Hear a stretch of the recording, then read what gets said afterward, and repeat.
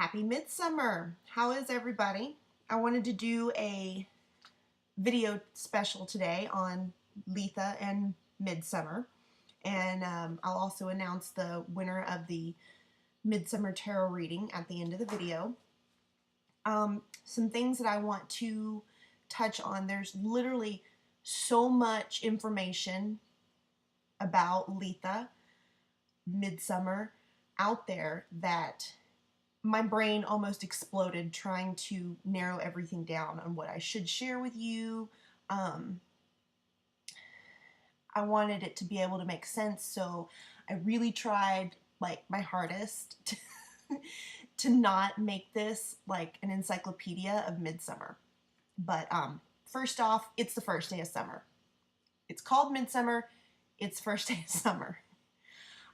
It's also the summer solstice. Sometime around, it was 1:04 or 1:09 a.m. was the actual solstice time. And it's when the northern hemisphere is tilted the closest to the sun. It's the longest daylight day of the year.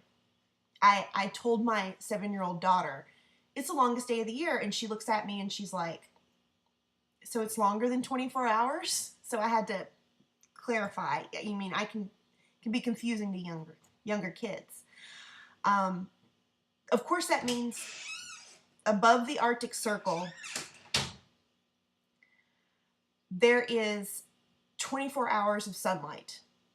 And below the Antarctic Circle, there's 24 hours of darkness. So that's the summer solstice part of it. Those are the most publicized things about the summer solstice that you're going to find. Also, we're going to move along. We've got there's quarters and there's cross quarters. Okay, the quarters are normally like a Nordic holiday, and then the cross quarters are the Celts. Wicca has taken both the quarters and the cross quarters and put them together, and that's what's giving us the 8 Sabbats. You don't have to be Wiccan to follow this Wheel of the Year. I follow it. It's the most fascinating part of this spirituality, I think, to me. And so Midsummer, or Litha, I'm going to call it Midsummer just because that's the word I'm most comfortable with, is a cross quarter. It's a lesser Sabbat. Of course, to me, none of them are lesser or greater. It's just dependent upon your tradition. As opposed to, well, it's a lesser Sabbat as opposed to the fire festivals, Beltane. I don't even know how to pronounce this one. It's Gaelic. Lunasa, Lammas, Samhain, and Imbolc.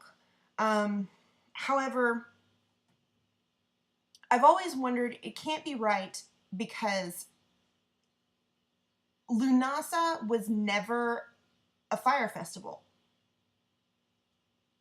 I mean, you do your research and you find that out pretty quickly. There's going to be several authors. Some authors are going to tell you one thing, some authors are going to tell you another, but you can go through the debunk meter pretty quickly when you start looking for things. But Lunasa was never a fire festival, and both solstices were. So, and when I say both solstices, I mean Yule and Midsummer. Yule is on the opposite of Midsummer, and that's the other solstice, which is the darkest half of the year. But this controversy about, the fire festivals, it dates back to the 1950s in Gardner. His coven allegedly celebrated only the 4 cross quarters, and it was popular for a bit, but, after some research, you kind of figure out that he kind of inserted that in there, just, food for thought. One big thing about this particular solstice, and, it's hard for me to give you just the Midsummer lore without giving you the Yule lore, because they're on opposite sides of the wheel, and because of the Yule and Oak King story. But the thing is that on the solstice, the summer solstice, the Oak King starts out in power. And by the end of the day, the Holly King wins a fight. There's always a fight between the Oak King and the Holly King over who's going to rule. Well, in the summer solstice, they fight, and the Oak King loses, and the Holly King wins. And progressively, the days get shorter and shorter and shorter. Then you hit Yule, and the Oak King and the Holly King fight again, and the Holly King loses. The Oak King wins, and days get longer and longer and longer and longer. That's that connection between those two cycles. In midsummer, the powers of nature reach their highest point. You're going to see more blooms around you. You walk outside, the flowers are out there, the grass is super green. You know, it's not that hot part of summer that can, that can really cause some problems. I know in my home state of Texas last year, it was so hot after the summer solstice. It was close to the mid to end July, and especially in August, stuff was so incredibly hot, it was killing trees. It looked like it was fall because they weren't getting any nourishment, just as if it was fall. It was just that hot. But at this time of the year, you can see the full blooms, everything's pretty, there's bright colors all over the place. And at this point in the wheel of the year, of course, the goddess is pregnant, which is a result of their goddess and the gods joining at Beltane. And also, today is a huge divination day. Today is like the day of divination. Now, of course, there's other days, especially Yule, where divination is a big thing, but you're going to get it pretty accurate. It's good for foretelling the future today in specific. There was a popular divination technique where you take off your shirt a right side out. Also, another thing is dream. Kingdom, in the affair, there's lots of confusions in marriage. Funny thing about fairies, they're rampant on Midsummer. They are everywhere. Benevolent fairies and malevolent fairies. Always remember that. Some of the fairies are going to be great. Some fairies are going to be not so great. They play a lot of pranks. I have a book called Irish Fairy Tales, and in that book, I read a lot about how fairies are kidnapping women to become their wives.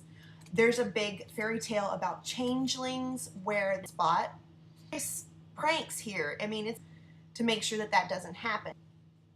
Make sure that, party down. That's what I had. I have cue cards now because I have so much information that I got to tell you guys.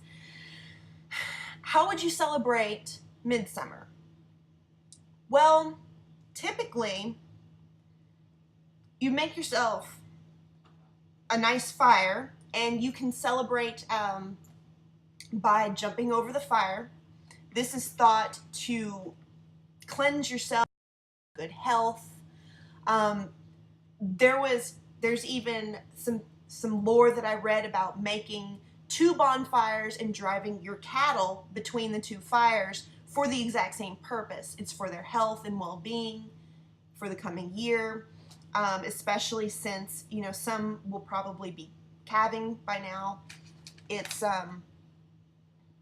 something to think about. I drink some beer on Midsummer. It's common practice. I mean, it doesn't have to be Midsummer for me to drink beer, but You can definitely make that part of your offering today as you're making dinner or whatever you want to do. But back to, the divination, I did say that I was going to announce the winner of the tarot reading. And the winner is Terry Anglin. Here, profile picture has a very, that is the winner. Make sure you contact me with a message, and I'll be sure to get that out. I've got some more tarot readings that I've got to get done under my belt this evening after I fix my nice dinner and everything. So I think that's a good starting off point. Once these videos, once they cycle through a year, I'll definitely try to go more in depth on the Sabbats. This is my first Sabbat video since I established the page, so if you have any questions, let me know. Like, comment, subscribe, all that great stuff. And I hope you all have a very, very blessed midsummer. I know I'm going to. And that's all. Bye!